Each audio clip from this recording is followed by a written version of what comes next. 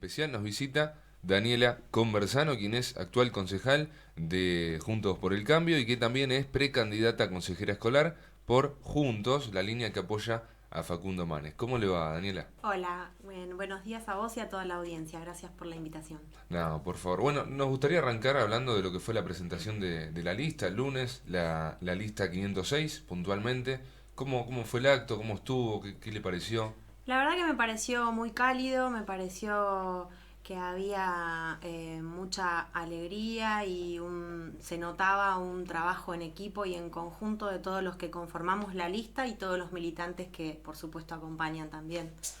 Y en cuanto a la presencia del resto de los que conforman la lista, en cuanto a lo que hablaron, creo que muchos coincidieron en que el camino es la educación. Exactamente. Ese es el eje de campaña de Juntos, la línea de Facundo Manes. Exactamente, sí, realmente creemos que la educación es el camino para poder generar un cambio de paradigma y para poder generar un desarrollo social que nos permita cambiar y hacer este cambio cultural que tanto necesitamos los argentinos. Ya vamos a seguir hablando de la importancia de la educación y demás, pero usted es precandidata a consejera escolar. Sí. En sí, ¿en qué se dedica o a qué se dedica o qué rol cumple una consejera escolar? Mira, la verdad que nosotros empezamos en estos días digamos, yo siempre lo hice, el hecho de recorrer las escuelas, primero porque colaboré en la gestión del ex secretario de Educación Ariel Domene en lo que es todo lo que es infraestructura, colaboré muchísimo en esa gestión, con lo cual fui recorriendo las escuelas, viendo cuáles eran los conflictos y las necesidades.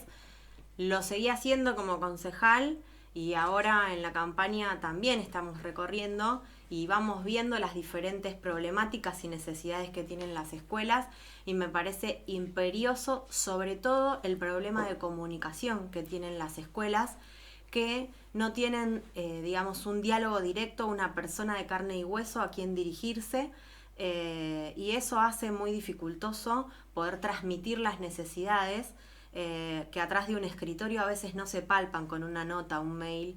Es necesario ir, visitar, escuchar y ver y conocer otras visiones, que son de las personas que están todos los días ahí arremangándose, que son los docentes y los directivos. Y me parece que hoy no están siendo escuchados. Entonces me parece que el rol más importante que vamos a tener los consejeros escolares es poder generar y afianzar ese vínculo con los docentes para poder dar respuestas a las necesidades.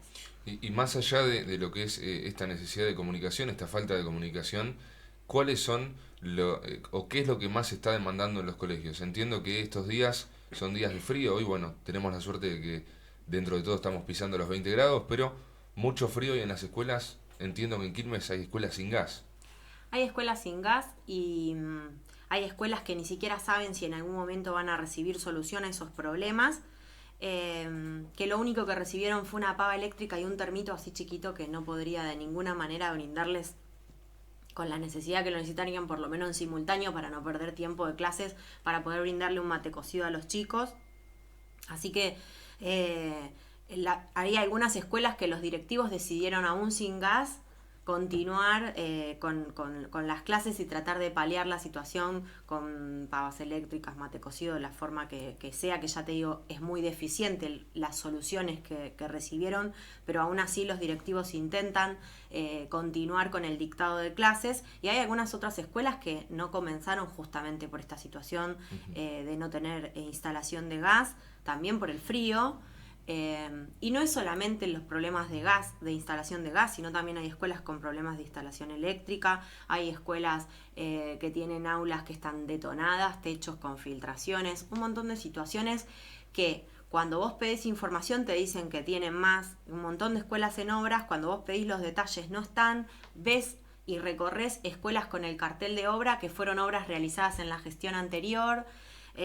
Así que también hemos insistido en que nos informen cuáles son las escuelas que están reparando y cuáles son las que están proyectadas a reparar y todavía no tenemos respuestas desde el Consejo Deliberante y del Consejo Escolar.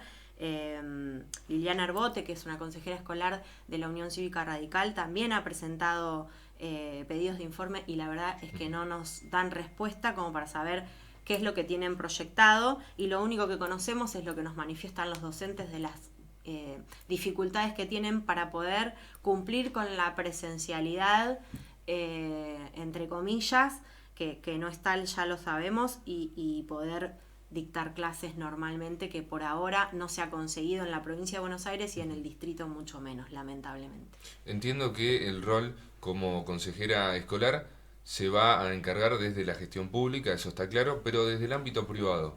También, ¿hay información, falta información? ¿Ustedes pueden aplicar algo sobre lo Y que es es el más ámbito difícil privado? porque no es el ámbito, digamos. Los Ujú. consejeros escolares tenemos, digamos, injerencia en todo lo estatal. De cualquier manera se trabaja en conjunto e intentamos siempre escuchar padres, docentes, gente de DIEGEP. Cuando vos sos oficialismo es mucho más fácil generar ese vínculo y poder conocer, bueno, cuando sos oposición, además hay que resaltar que hay mucho miedo de hablar. ¿A qué se debe este miedo?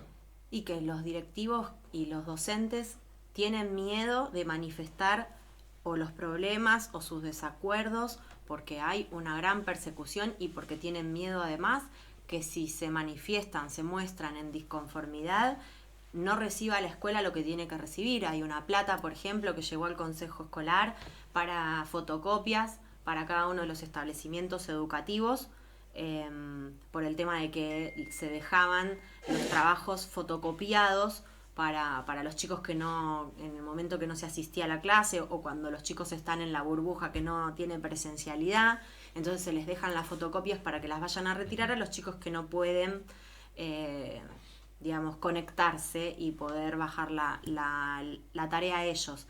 Ese fue el único programa de contingencia que se estableció y que además fue deficiente porque no llegó a todas las escuelas, porque fue discrecional la forma en la que se decidió distribuir los fondos, digamos, con escuelas de directores afines y no, y eso hizo que los directivos y los docentes también intenten por ahí no manifestar reclamos, problemas o disconformidades por miedo a que no lleguen fondos a su escuela, que realmente lo necesitan, porque hay que decir y reconocer una realidad, sí. Y es que los docentes y los directivos por vocación intentan que a esa escuela llegue todo lo más posible para que sus chicos tengan las herramientas.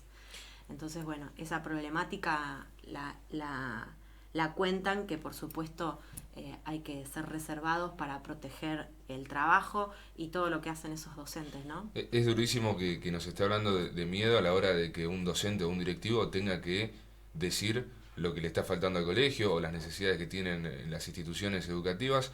¿Qué le podemos decir a esos docentes, a esos directivos que no se animan a hablar y que no lo quieren hacer? Digo, ¿le podemos brindar alguna seguridad de que no van a perder esta asistencia que le brinda el Estado? Mira, la verdad que nosotros no podemos brindar seguridad de lo que va a hacer el oficialismo. Lo que sí podemos es decirles que van a estar acompañados por una oposición responsable que conformamos desde el frente, por lo menos desde Juntos y desde la lista que encabeza Facundo Manes, que creemos en que la educación debe ser el pilar fundamental, y trabajamos en consecuencia de cara sobre todo a los docentes, a los alumnos y a los padres que necesitan un acompañamiento en este abandono que tenemos hoy, ¿no?, por parte del Estado.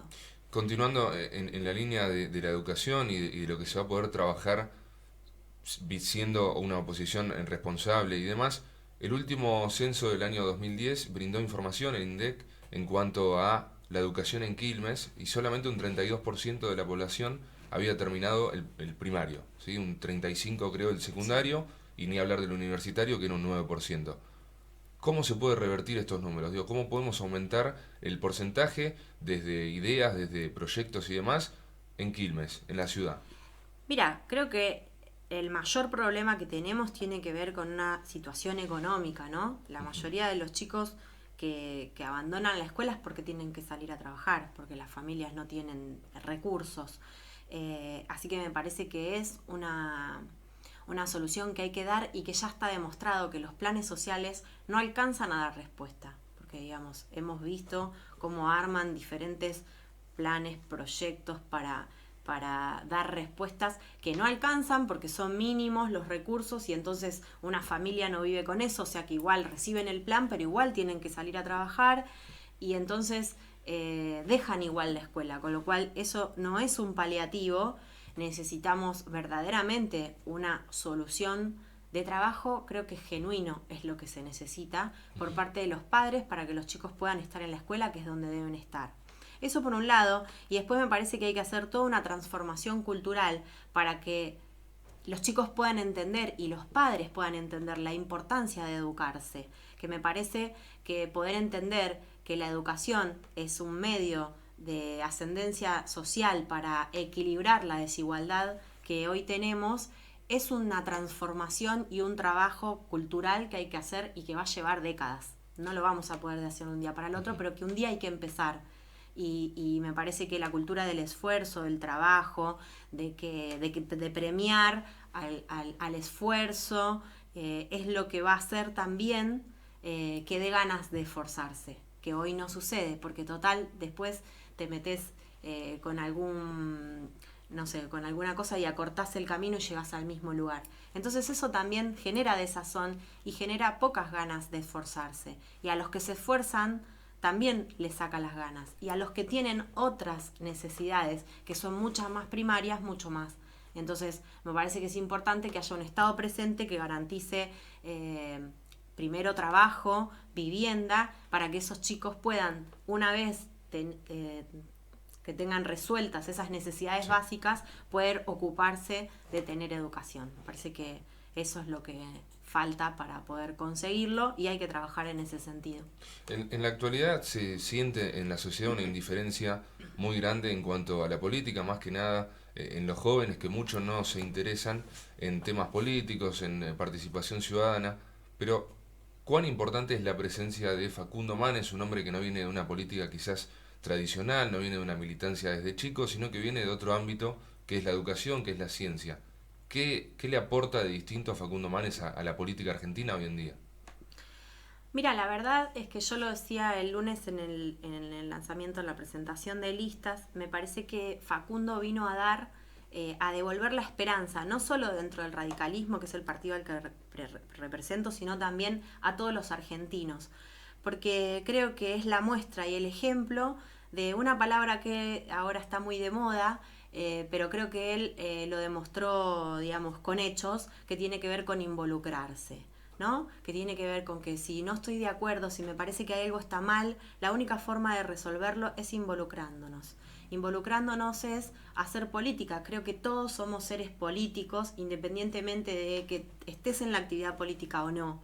Entonces me parece que es importante que todos los ciudadanos entendamos que la única forma de modificar no es quejándose, sino es involucrándose para hacer juntos un cambio radical que nos permita a los argentinos tener el país que nos merecemos y la esperanza que nos merecemos. Y me parece que Facundo Manes es la representación, con su involucramiento en la política, de que se puede desde un técnico, desde una persona, un científico, desde distintos lugares, involucrarse y poder aportar para este cambio, me parece.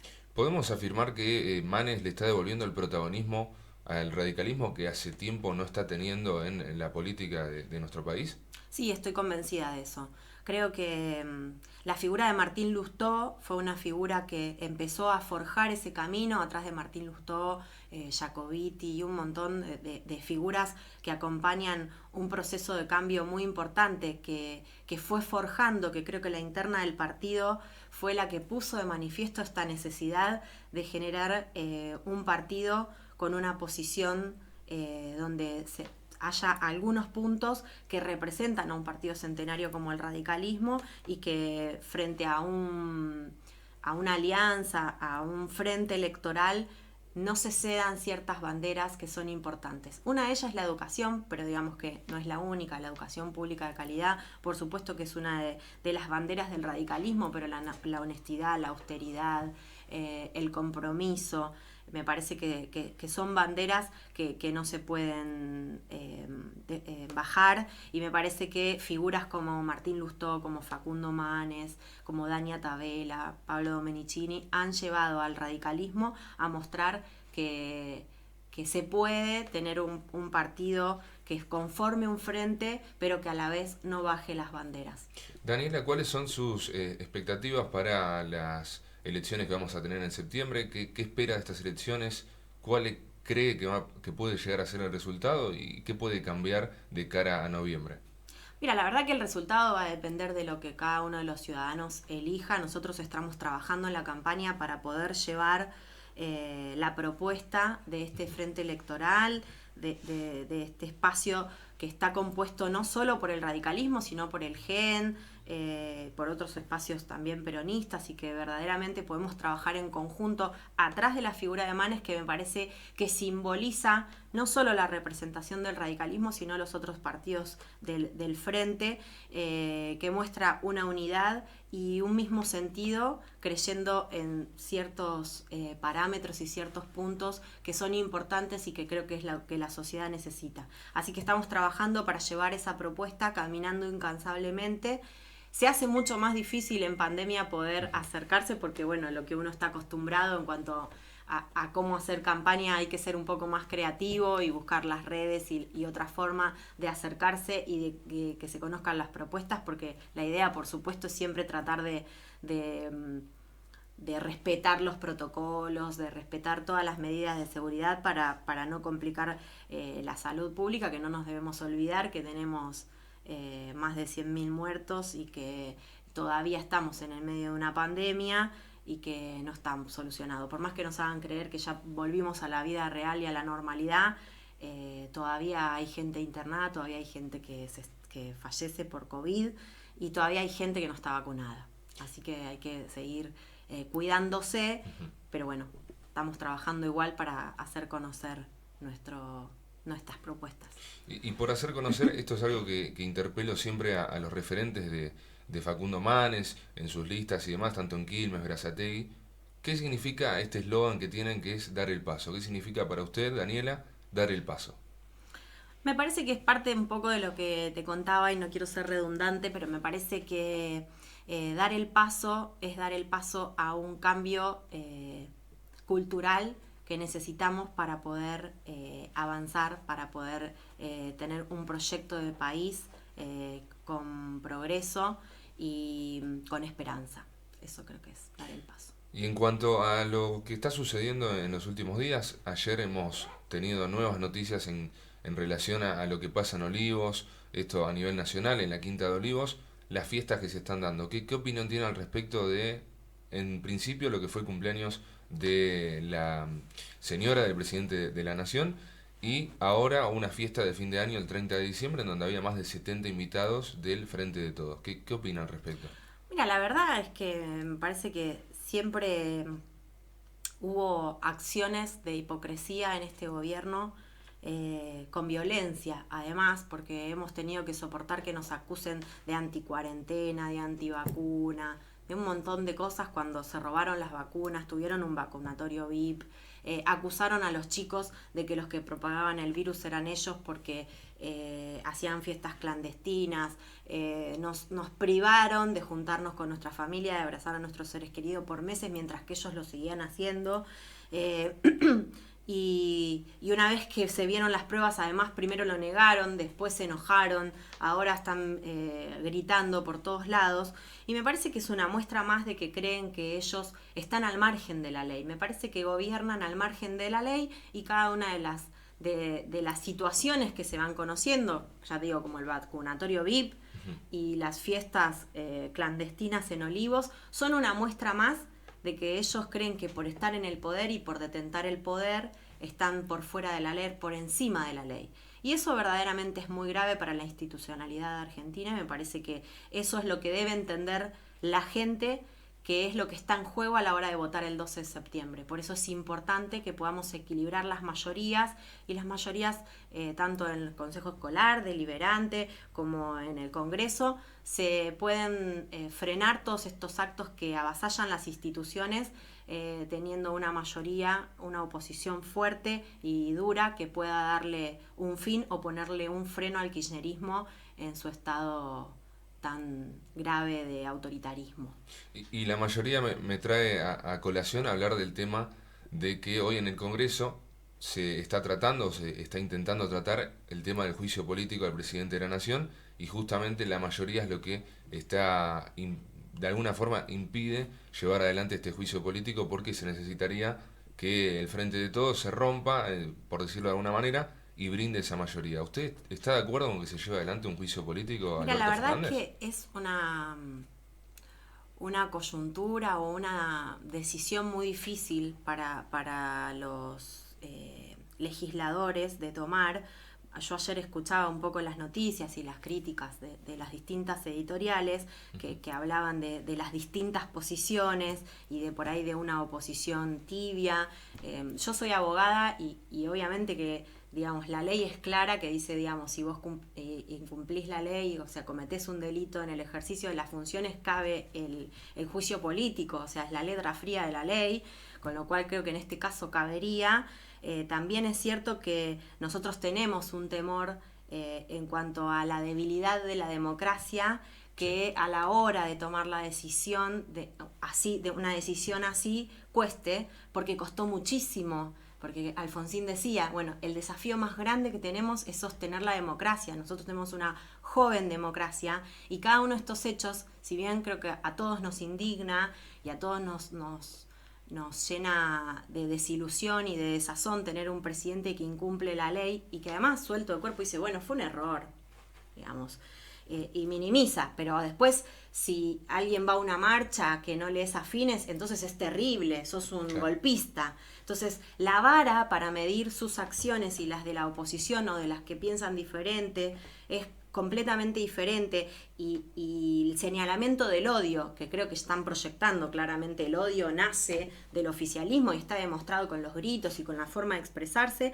así que considero que cabe el juicio político y creo que, digamos, como abogada no haría otra cosa si estuviera en el lugar de la decisión que ejercer y cumplir la ley, y la ley dice que cabe el juicio político y después se decidirá. Por supuesto que el problema es un problema también de mayorías, claro. Y la verdad es que tampoco me atrevo a cuestionar a aquellos que tienen algunas dudas por estas, digamos, de la oposición, por esto que te digo que, digamos, el miedo a debilitar la democracia es muy grande. Entonces es una decisión muy difícil, pero que creo que todos tenemos que velar por hacer cumplir la ley. Y me parece que también es importante que la gente vea una oposición al kirchnerismo dura, seria, y que haga que los incumplimientos a la ley tengan consecuencias.